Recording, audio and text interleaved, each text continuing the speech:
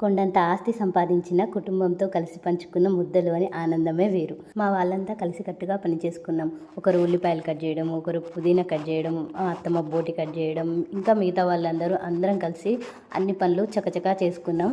అందరం కలిసి వంటను పండగలా చేసుకున్నాం. తర్వాత అంతా ఒక దగ్గర కూర్చొని మొత్తం సగం మేకను ఒకే ఒక్క పూటలో మొత్తం ఖతం చేసేసాము.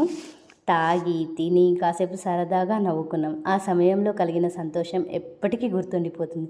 నిజంగా ఫ్యామిలీతో గడిపే ప్రతి క్షణం చాలా విలువైంది. అమ్మతో కాలం, ఫ్యామిలీతో భోజనం, ఎన్ని కోట్లు పోసినా దొరకని ఆనందం. నిజమేనా? మీకు కూడా ఇంతేనా? మీ ఫ్యామిలీ కూడా ఇలానే ఉంటుందా? ఉంటే కామెంట్ చేసి చెప్పండి. వీడియో నచ్చితే లైక్ చేయండి, సబ్స్క్రైబ్ చేసుకోండి. ప్లీజ్ సబ్స్క్రైబ్ చేసుకోండి. బాయ్.